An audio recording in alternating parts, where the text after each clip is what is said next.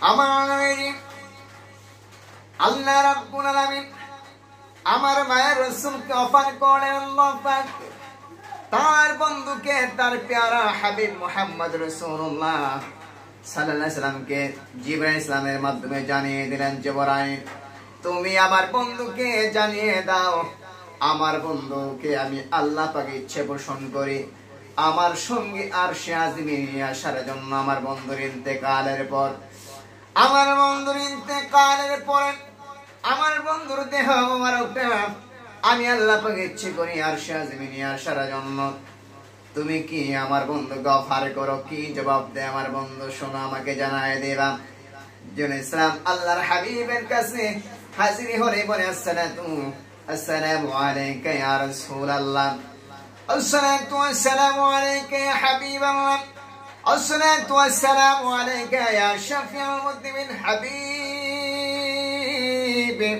ও আল্লাহর বন্ধু, আল্লাহ পাক আমাকে পাঠিয়েছে, আপনার আয়ুকাল শেষ হয়ে গেলেন, আপনার ইন্তেকালের পরে আল্লাহ পাক চাচ্ছে আল্লাহ পাকের আরশে আজিমে আল্লাহ পাকের সঙ্গে আপনাকে নিয়ে যাওয়ার জন্য, সেখানে আপনার অবস্থানের জন্য।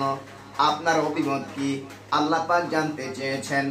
আমার নবী চোখের পানি ছেড়ে বলেন, জিবরাইল, এই জিবরাইল, আগে আমাকে বলো আমার উম্মতেরা ইন্তেকাল করলে এরা কোথায় শুইবে? কয়, আল্লাহ গো, তোমার বন্ধু তো জানতে চেয়েছেন তোমার বন্ধুর উম্মতেরা ইন্তেকাল করলে এরা কোথায় শুইবে। আল্লাহ বলেন, জিবরাইল আমার বন্ধুকে জানিয়ে দাও, আমার বন্ধুর উম্মতেরা ইন্তেকাল করলে এরা জমিনের মধ্যে ঘুমাইবে, এরা জমিনের মধ্যে দাফন করা হবে, কবরে দেওয়া হবে। আমার আল্লাহ বলেন, জিবরাইল, ও জিবরাইল, আমার বন্ধুকে জানিয়ে দাও, আমার বন্ধুর উম্মতেরা ইন্তেকাল করে এদেরকে জমিনের মধ্যে কবর করা হবে, দাফন করা হবে, সেখানে তারা থাকবে। আমার নবীজি চোখের পানি ছেড়ে দিয়ে বলেন, জিবরাইল রে, ও জিবরাইল, আমার উম্মতেরা যদি জমিনের মধ্যে ঘুমায়, সেখানে যদি তাদের কবর করা হয়, তাহলে আমি আরশে আজিমে শান্তি পাবো না। আমি আমার গুনাহগার উম্মতকে বুকে নিয়ে জমিনের মধ্যে ঘুমাইতে চাই। আল্লাহু আকবার বলেন। তাহলে বুঝা গেল আমার নবীজি শুধু উম্মতের কান্ডারি, উম্মতের পাগল। আমার নবীজিকে আল্লাহ পাক চেয়েছিলেন আরশে আজিমে নিয়ে আল্লাহ পাকের সঙ্গে সেখানে রাখতে, কিন্তু আমার নবীজি সেখানে থাকেন নাই, থাকতে পারেন নাই। তার কারণ হলো, যেহেতু নবীর উম্মত জমিনের মধ্যে কবর করা হবে, আমার নবীজি উম্মতকে নিয়ে কবরে শুইতে চান। চিৎকার করে বলেন সুবহানাল্লাহ। সেই নবীকে আমরা জানার চাইতে, প্রাণের চাইতে অধিক ভালোবাসতে চাই কি চাই না? বন্ধুরা আমার, যে নবীকে আল্লাহ রাব্বুল আলামিন না বানাইলে আরশ করেছে লৌহ কলম কিছুই বানাইতেন না।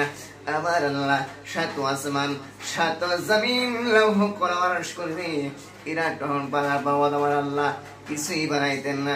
যে নবীর উসিলায় तमाम জাহান সৃষ্টি, সেই নবীর উম্মত আমরা হতে পেরেছি। এবার দুইটা হাত তুলে বলুন তো আমরা খুশি কিনা? বাজা আর জোরে বলুন খুশি কিনা? কারণ সেই নবীর উম্মত হওয়ার জন্য অন্য নবীরাও চেয়েছিলেন। হযরতে মুসা আলাইহিস সালাম তিনিও তো চেয়েছিলেন আমার নবীর উম্মত হতে, কিন্তু তিনি ডাইরেক্ট চান নাই, যার কারণে তার দোয়া আল্লাহ পাক কবুল করেন নাই।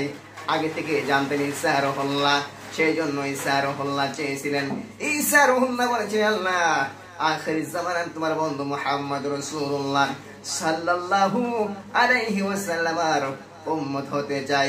আমার আল্লাহ বলেন, ঈসা রে, ঠিক আছে ঠিক আছে, তোমার দোয়া কবুল করলাম, তবে তুমি আসবা, তোমাকে আমি আল্লাহ রাব্বুল আলামিন কায়দা করে চতুর্থ আসমানে উঠায় নেব, সেখানে আখির জামানায় আমার বন্ধুর উম্মত হিসেবে তোমাকে প্রেরণ করব। উচ্চ কণ্ঠে বলেন আল্লাহু আকবার। আমরা নবীর ভালোবাসা, নবীর মহব্বত পাইতে চাই কি চাই না? এই জন্য আল্লাহ রাব্বুল আলামিন পবিত্র কালামে হাকিমের মধ্যে বলেছেন, কুল ইন কুনতুম তুহিব্বুনাল্লাহা ফাত্তাবিউনি ইউহিব্বুকুমুল্লাহ। ও ويغفر لكم ذنوبكم والله غفور رحيم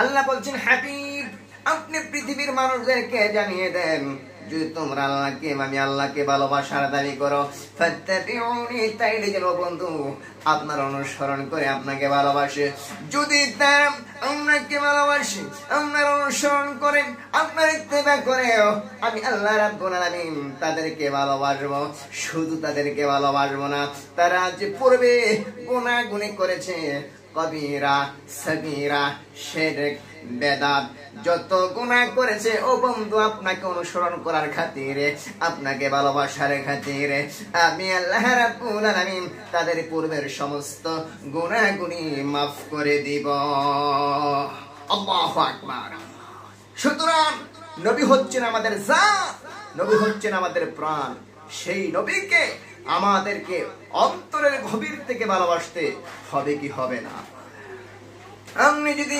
আল্লাহর হাবিবকে অন্তরের গভীর থেকে মহব্বত করতে পারেন নবীর ইত্তেবা করতে পারেন মানে কি নবীজি যে পথে চলেছে সেই পথ অবলম্বন করে নবীর সুন্নতের তাবিদারি হয়ে নবীর আদর্শের প্রেমিক হয়ে যদি আমরা দুনিয়া থেকে বিদায় হইতে পারি দুনিয়া থেকে বিদায় হওয়ার পরে আপনার কবর হোক কুমিল্লাতে হোক আপনার কবর হোক রামচন্দ্রপুর হোক আপনার কবর হোক মুরাদনগরে হোক আপনার কবর হোক চাপিতলাতে বাংলাদেশ নয় শুধু বিশ্বের যে কোনো প্রান্তে হোক লন্ডনে হোক আমেরিকাতে হোক ইটালিতে হোক ফ্রান্সে হোক ব্রিটেনে হোক যে কোন রাষ্ট্রে হোক না কেন খোদার কসম করে বলছি রে বাবারা নবীর ইত্তেবাকে নিয়ে নবীর ভালোবাসা নিয়ে যদি কবর শুইতে পারেন কবরের মধ্যে আমার মায়ার নবীজি বন্ধু হয়ে থাকবে ঠিক না বাবা সুতরাং ওই নবীর প্রতি আমাদের অন্তরে খোদে ভালোবাসতে হবে কি হবে না